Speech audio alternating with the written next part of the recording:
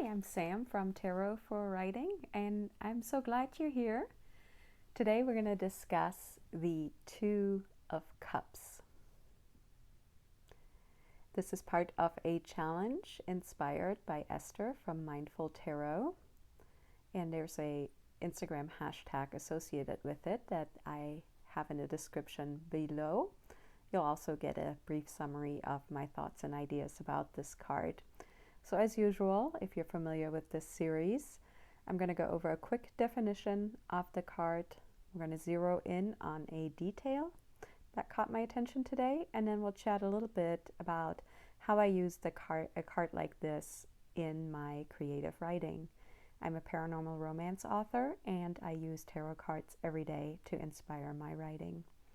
So let's start with the definition. What does the Two of Cups kind of typically mean when it comes up in a reading?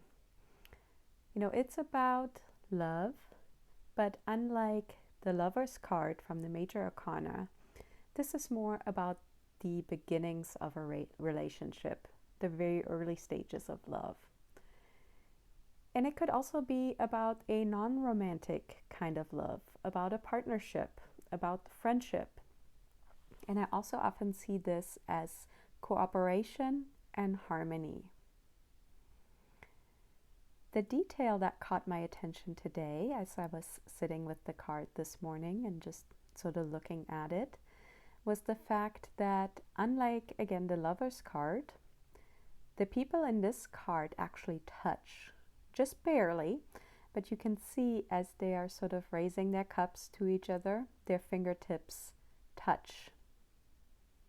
It's not much of a touch, it's early days, and I remember, you know, in the early stages of a new relationship, you know, that first touch, even if it's accidental, it feels almost electrifying, and that's what I see happening here. If you look at the card, we can see that these two people are staring at each other. They're looking at each other lovingly. And that's something we often talk about in writing romance, that there are different stages that we go through in the process of meeting somebody new, meeting a potential love interest. And one of the first things we do is we see each other, and then at some point we connect, we make eye contact. And then often one of the first physical touches we experience are hand to hand. And that's what we're seeing here. Again, emphasizing the idea that this is the very beginning stages of a relationship. They've established the eye contact. There's something new and very fragile there, I would imagine. And then this is that first electrifying touch represented in the Two of Cups. So since we're on the topic of romance and writing, let's talk a little bit about how I would use a card like this to inspire my fiction writing. You know, of course, obviously, it is the beginning of any romance novel, the beginning of new love. That's what we see in, 90% of the romance novels out there. A kind of a second chance at love kind of romance being the only exception. But the other thing I see here, kind of playing on the idea of this representing a friendship or a partnership, it made me think that this card would be a great inspiration for a friends to lovers romance. So somebody that know each other, a couple that knows each other, maybe they have been friends for years, and maybe even one of them has had an interest in the other, but it's never worked out. And now all of a sudden they get their shot, they get their chance at their happily ever after. Something changes at the very beginning of the story that makes the person who previously wasn't interested in a romantic relationship see the partner, the other person, differently. And of course, this card could also be about new love in general. And like I said, the very beginning of a relationship, which could be kind of fun and helpful if you're writing a different genre. But in romance, that is the beginning of every single one of my novels. The other thing I thought about, just because this feels so new and tender, is that maybe one or even both of the people in my story have never had a serious relationship. This is their first time opening themselves up to experiencing true love and a deep partnership. That could be an interesting angle. And then if we look at the two people and what they are wearing in their hair, he is wearing a crown of roses and she is wearing a laurel wreath.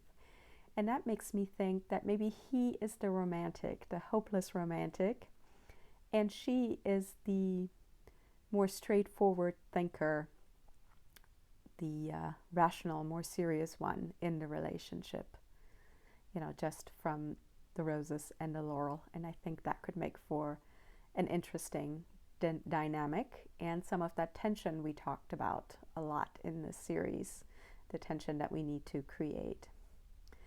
And then if I'm just working on a chapter or I'm fleshing out an outline, this could give me the idea to just have these people go out for a drink or go out for a cup of coffee.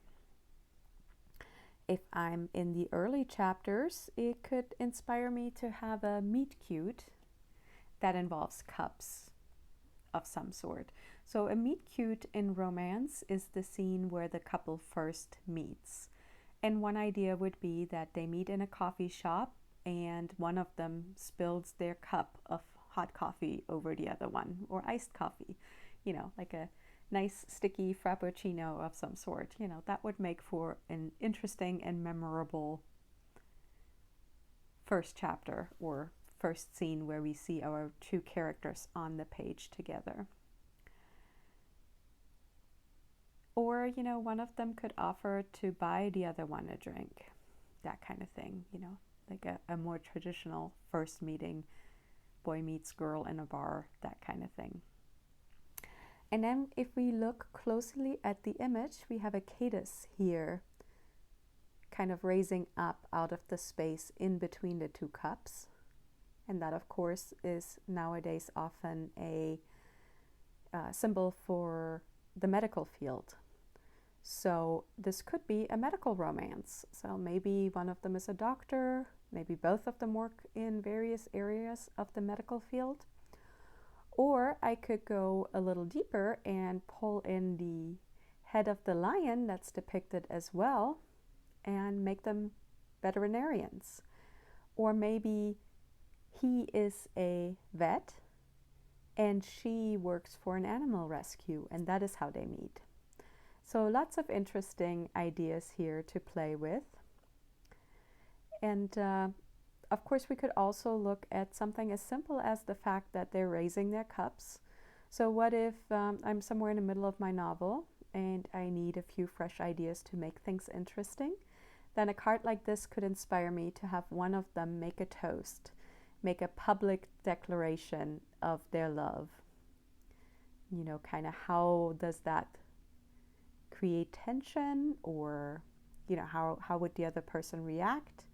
How would those people around them react? All those kind of things are fun to play with.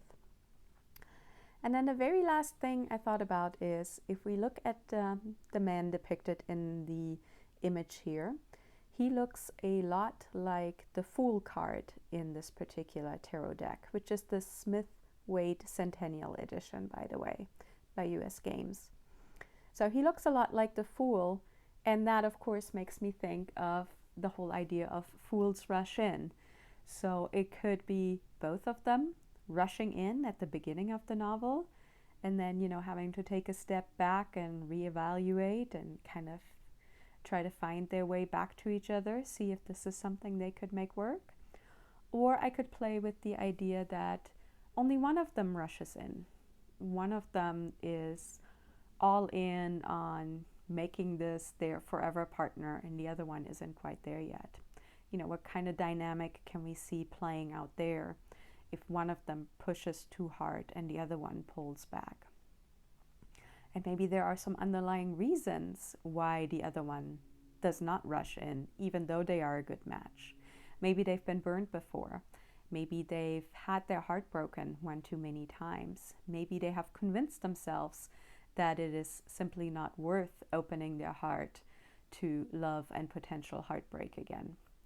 So there are a lot of fun ideas to play with anytime we pull a few cards like the Two of Cups to inspire our writing. I hope you have found this exploration and discussion on the Two of Cups helpful. If you did, I would love it if you could give this video a thumbs up and if you would consider subscribing to the channel. And of course, I always welcome your feedback. I would love to hear what your take on this card is, what resonates with you, what you agree with, what you disagree with what I've shared about the Two of Cups. These are, of course, only my opinions, and there are so many different ways to read the cards. I'd love to engage in some discussion along that. And of course, I invite you to come back as we explore the rest of the Suit of Cups.